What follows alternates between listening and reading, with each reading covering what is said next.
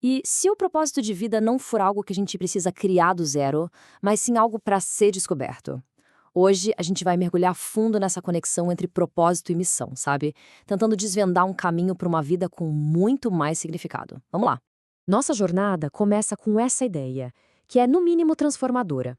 A premissa é que o nosso propósito não é uma invenção da nossa cabeça, é algo que já existia antes mesmo de nós. Pensa só. Isso muda completamente a perspectiva, né? Sugere que a nossa vida tem um design, um plano por trás, e não é só uma série de acasos. E para aprofundar essa ideia, olha só este versículo. Ele nos chama de obra-prima de Deus. Para pensar no que isso realmente significa. É um design cuidadoso, um valor imenso. E a parte das boas obras? Bom, essa é a nossa função, a missão para a qual fomos projetados. Ok, primeira parte. Um propósito antes de nascer. Aqui, a gente vai explorar como essa ideia de um propósito pré-definido, na verdade, estabelece toda a fundação da nossa existência. E agora, na segunda parte, definindo a missão. É aqui que a gente vai encontrar a nossa bússola para essa jornada, sabe? Definindo os conceitos que vão nos guiar daqui para frente. Primeiro, vamos falar de propósito. Tenta imaginar ele como se fosse o seu núcleo, o seu centro. É a resposta para aquela pergunta mais profunda de todas. Por que eu existo? Não tem a ver com o que se faz, mas com quem se é, lá na essência. E aí, logo em seguida, vem a missão. Se o propósito é o porquê, a missão é o como. É o caminho que a gente percorre para viver essa essência. É literalmente o propósito em movimento, em ação. Aqui a distinção fica bem clara, né? De um lado, o propósito, o porquê, a razão de ser. Do outro, a missão, o como, o caminho para realizar esse propósito. Entender essa diferença é o grande segredo para viver uma vida com significado de verdade. É a essência contra a execução, ou melhor, a essência em execução.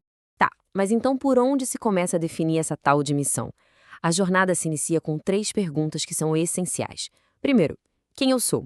Isso fala da nossa identidade. Segundo, de onde eu vim, que revela a nossa origem. E por fim, para onde eu vou, que aponta direto para o nosso destino. As respostas para isso formam o nosso primeiro mapa da jornada. Terceira parte, a missão na vida diária. Agora a gente sai um pouco da teoria e vê como esse propósito se transforma em prática no nosso dia a dia, na vida real. De acordo com a fonte, a missão tem um ponto de partida muito claro, e é no lugar mais fundamental de todos, a nossa casa. Coisas como ajustar o lar, cuidar das pessoas, transmitir a fé, ensinar valores, a mensagem aqui é poderosa. Uma missão grandiosa no mundo que acaba ignorando o lar corre um sério risco de ser uma missão sem alma, sem base. E na vida profissional, como fica? Bom, a jornada começa com uma pergunta bem inesperada: qual é a minha dor? A ideia aqui é que a nossa maior contribuição pode muito bem nascer da nossa maior luta. É transformar uma dificuldade que foi superada em empatia e sabedoria para ajudar outras pessoas. Depois da dor, a gente passa para a paixão. O que é que realmente acende o interesse de alguém? A paixão é o motor, sabe? É o combustível que nos mantém seguindo em frente na longa jornada da nossa missão. E depois da paixão, vem a excelência. Em que área uma pessoa realmente se destaca? Onde é que os talentos únicos brilham mais forte? A verdadeira missão profissional parece acontecer bem nesse encontro, quando a paixão encontra a competência.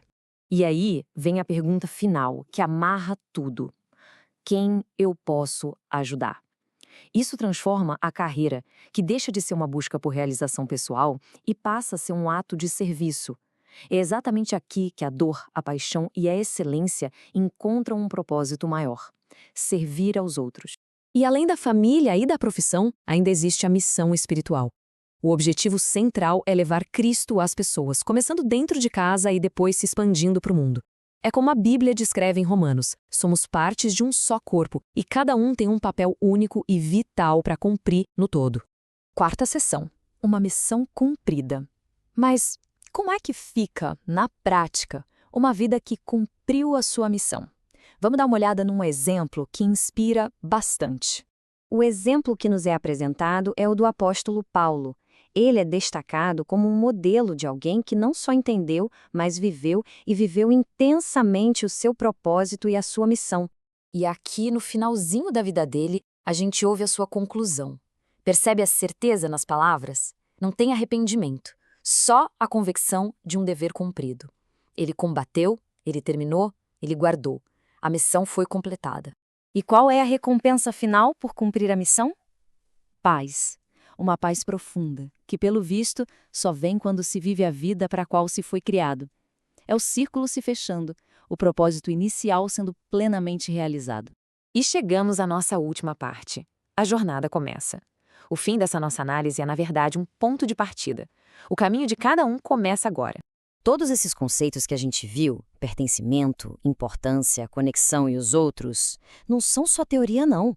São como estações espirituais, ferramentas para equipar cada um de nós para a jornada que está prestes a começar. E a gente termina assim, não com uma resposta, mas com uma pergunta. A fonte nos deixa com esse desafio, sabe? Uma provocação para a gente sair da reflexão e ir para a ação. O destino está à frente, as ferramentas foram dadas. Agora, a questão que fica no ar é: qual será o primeiro passo?